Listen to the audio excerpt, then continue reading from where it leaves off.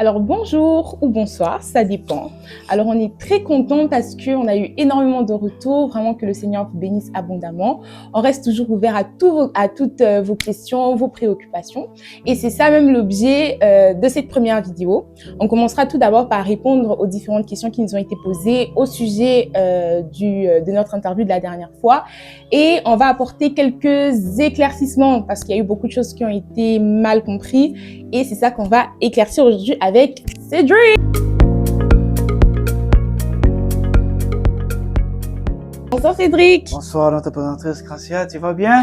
Écoute, ça va hein, et toi-même? Toujours bien, Dieu nous aide. Ok. Alors, notre dernière interview, justement, a suscité beaucoup de questions, beaucoup d'incompréhensions aussi, qu'on va tenter d'éclaircir avec toi aujourd'hui, si c'est ok pour toi. Alors, la première question qui nous a été posée du coup au sujet de l'interview la dernière fois. Pour ceux qui n'ont pas pu voir, je vous invite à aller voir la vidéo d'avant, vous allez tout comprendre. Et ensuite, vous revenez dans cette vidéo pour mieux comprendre. Ok? Alors, pour la dernière fois, on nous a posé la question du coup, pourquoi tu as dit que Jésus n'était pas au commencement? Ça, beaucoup de gens ne l'ont pas compris. Du coup, est-ce que tu peux réexpliquer? Donc, c'est une belle question et je souhaiterais que tous les gens qui nous suivent comprennent l'objectif de ces interventions que nous sommes en train de faire. L'objectif, c'est pas prêcher. On prêche pas. On est venu pour répondre ou pour amener une lumière, pour aider les gens réellement à sortir de la tradition ou de la religion. Et là, je vais répondre, mais avant de répondre à la question, je souhaiterais éclaircir un point très important. Dieu n'était pas Dieu. Dieu est devenu Dieu. Je sais que ça c'est encore un statement ou une déclaration qui va encore confondre les gens. Pourquoi je dis que Dieu est devenu Dieu? En fait, Dieu est seulement Dieu quand il a les gens qui l'appellent Dieu. Aussi longtemps qu'une personne est sur la terre et qu'il n'a pas de gens, il ne peut jamais être roi. Donc, on est roi que quand on a le peuple. Donc, Dieu avait toute l'habilité, ou il a toute l'habilité d'être appelé ou d'être Dieu. Mais aussi longtemps qu'il n'y avait pas de créature, il n'était pas Dieu. En fait, il n'est pas Dieu en lui-même. C'est nous qui l'appelons Dieu. Donc, mais seulement sa personne reste Dieu, seulement on ne le reconnaît pas comme étant Dieu. En fait, Dieu ne se reconnaît pas comme Dieu dans quel sens? Dieu, c'est une qualification. Oui, exactement. Et Dieu ne se qualifie pas, il est indescriptible. Donc c'est nous qui l'appelons Dieu, parce qu'il a toutes les qualités ou les critères d'être appelé Dieu. Oui, c'est ça. Bon, pourquoi j'ai dit ça? Parce qu'au commencement, en réalité, Dieu a toujours été Dieu et seul. Et tout ce qu'on peut parler aujourd'hui a été créé. Donc, ce qui répond directement à une des questions, que si la lumière était une créature ou pas. Donc, toute créature, à part Dieu lui-même, a été créée. Ce qui fait que tout ce qui a été créé est créature. Oui, bien sûr. Et maintenant, on a plusieurs catégories de créatures. On a des créatures visibles et des créatures invisibles. Mais tout le monde est créature. Maintenant, parlons que si Dieu ou Jésus était au commencement, je vais éclaircir le point. Qu'est-ce qui s'est passé? Dieu étant Dieu, il devait faire ce qu'il a planifié dans ses pensées. Et quand on parle de Jésus étant existant, au ciel, il n'y a pas trois dieux. C'est Dieu lui-même. Et quand il prend les rôles, il prend les noms, il prend les différentes formes.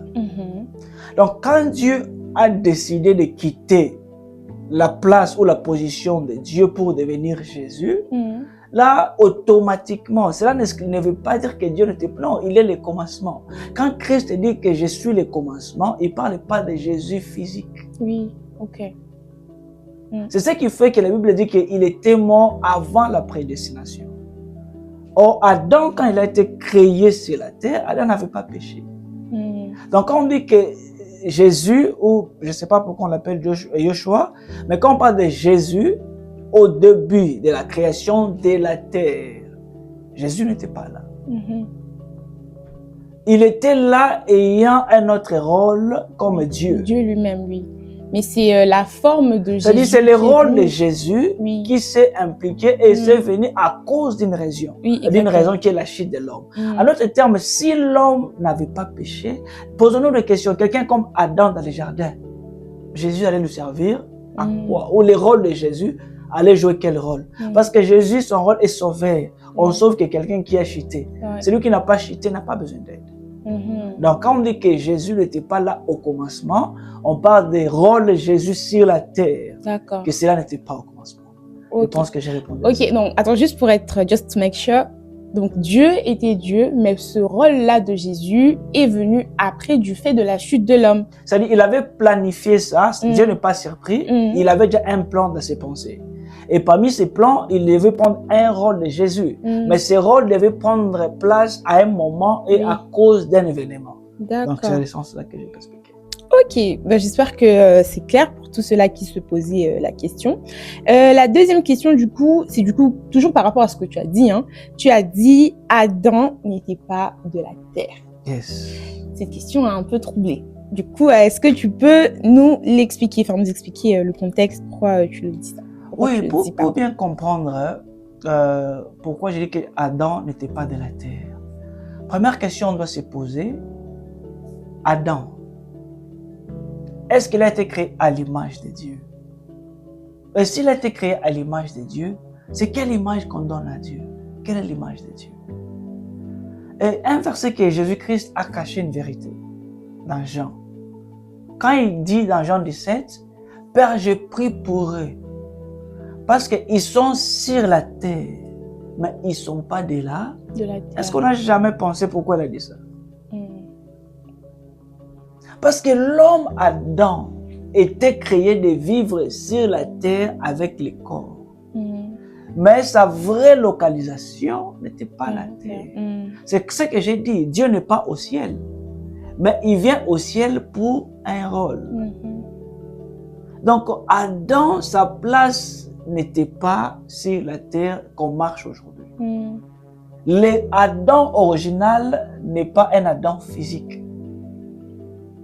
Quand je parle d'Adam, enlevons Adam, mettons l'humain ou l'homme. Oui, ok. Le premier homme, ou bien l'homme que Dieu a créé, n'a pas comme encore la Bible nous dit dans Hébreux 11, que c'est par la foi que nous croyons que tout ce qui est visible a été créé par ce qui est invisible. Donc il n'y a rien qui est tangible, physique, qui a commencé à exister. Tout ce qui est physique et tangible a préexisté dans l'invisibilité. Donc Adam a toujours existé. Maintenant, un verset qui nous aide très clairement à comprendre, c'est Jérémie 1.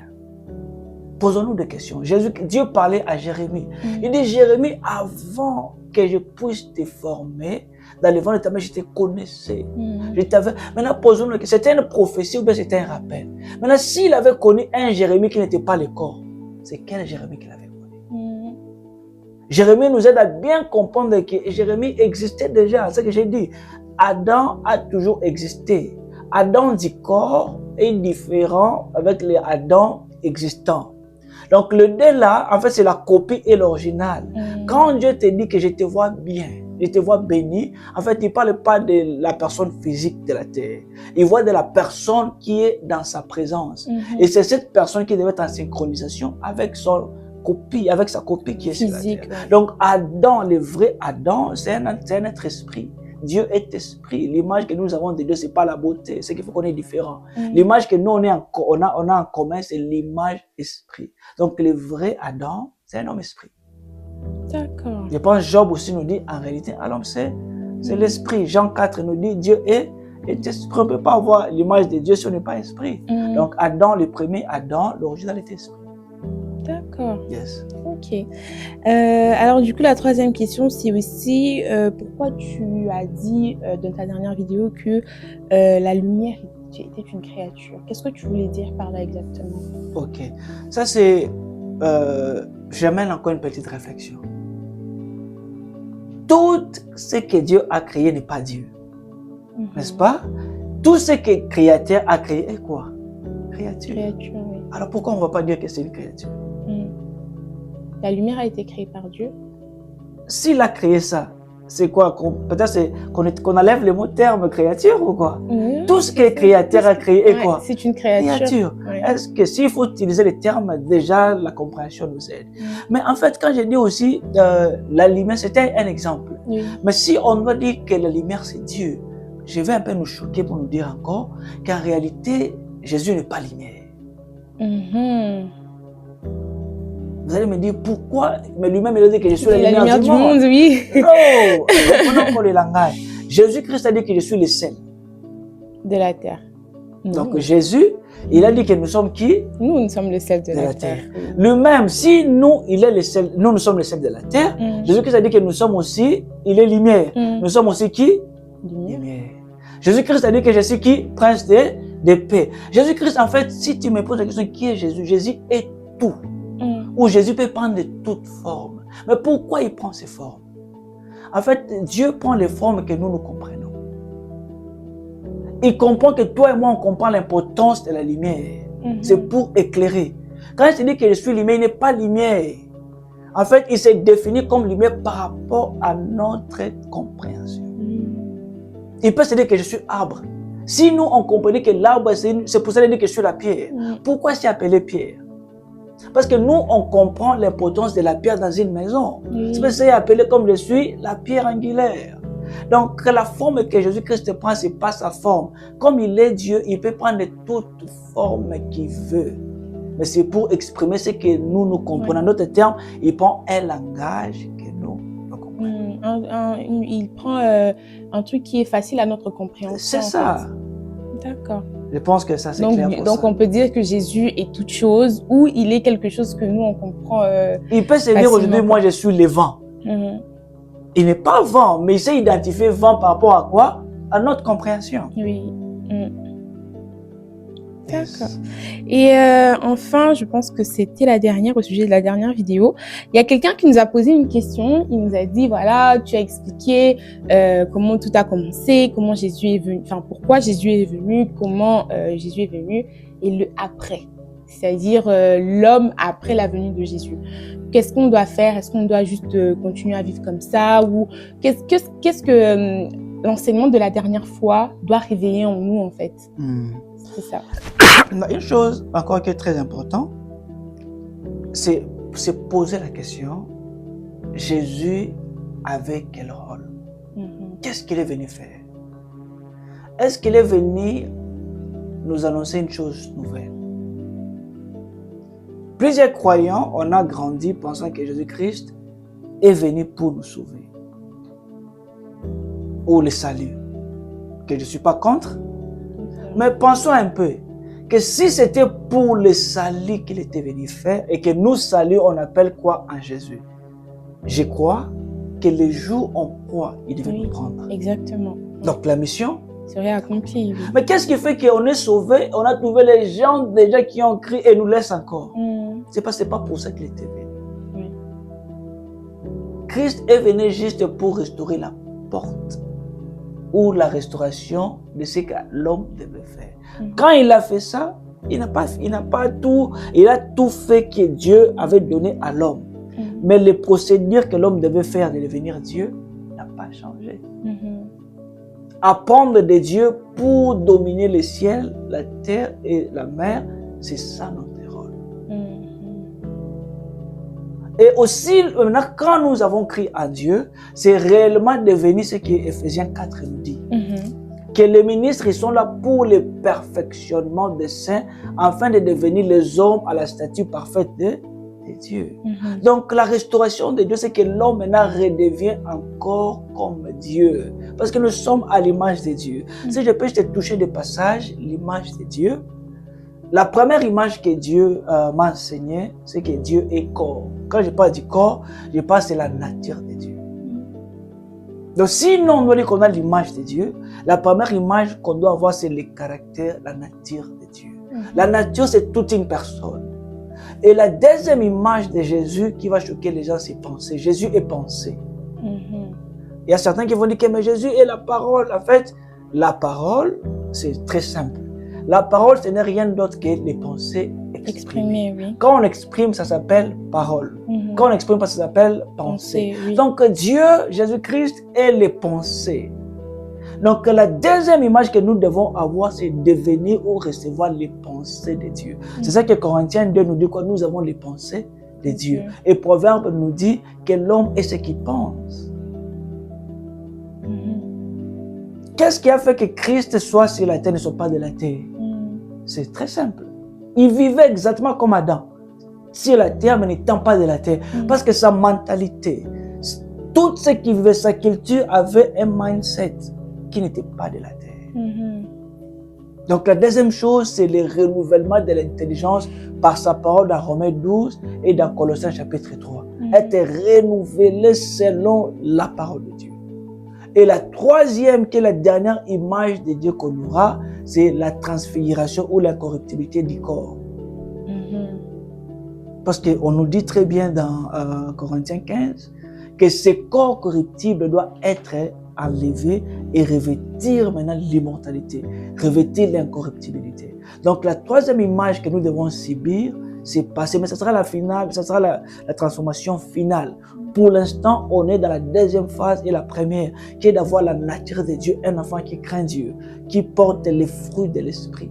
Et quand on porte les fruits de l'esprit et qu'on n'a pas le mindset, c'est comme un enfant mais qui n'est pas préparé. Maintenant, la parole de Dieu nous amène dans une maturité de comprendre nos droits, nos positions, nos identités. Et quand tout cela sera fait, et la deuxième qui est la finale, ce sera maintenant les changements de ce corps corrompu au corps parfait de Dieu. Je pense que c'est la réponse que je peux donner à toutes mes questions. Ok, déjà là, en répondant, tu as touché à pas mal de points que je crois on va développer un peu plus dans d'autres vidéos. Juste, j'ai une dernière du coup que j'avais oublié de poser avant. Yes. Tu avais également dit que le jardin d'Éden n'était pas sur la terre. Yes. Ça, je t'avoue, même moi, ça m'a un peu compliqué. Okay. Donc, si tu peux expliquer. Premièrement, il faut savoir, quand on parle de la terre, on parle du jardin. Regardons les séquences. Adam être créé et placé dans l'Éden. Et après avoir péché, on l'a chassé de l'Éden. Oui. Qu'est-ce que nous appelons la terre?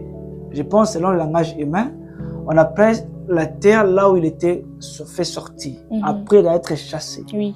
Donc, si Adam était sur la terre et qu'il a été chassé de la terre, est-ce que ça on n'est pas un peu confus? Oui. Donc, il était déjà sur la terre, on l'a chassé de la terre. C'est vrai. Donc, Adam n'était pas sur la terre, ou l'Éden n'était pas sur la terre physique que nous voyons ici. Parce que sa place n'a jamais été, je donne encore un exemple. Est-ce que vous savez pourquoi Jésus-Christ, quand il viendra, il sera dans les airs? On ne s'est jamais posé de questions. Mais quand Dieu viendra, il sera dans les airs, comme on dit dans Thessaloniciens 4. En fait, c'est la place où Dieu attend l'homme, c'est dans les airs. C'est pas sur la terre. Et Adam, l'Éden, n'était pas sur la terre. Ok. Parce qu'Adam, je répète encore, Adam, c'est un être esprit qui devait opérer sur la terre. Okay. Et les jardins, pour bien comprendre, Ézéchiel 28 nous dit quand le diable était tombé. Dieu, attends, je pense qu'on peut lire ça. Yes, tu peux lire pour nous. Yes, comme on dit dans Ézéchiel 28, à partir du verset 13. Tu étais en Éden, les jardins de Dieu.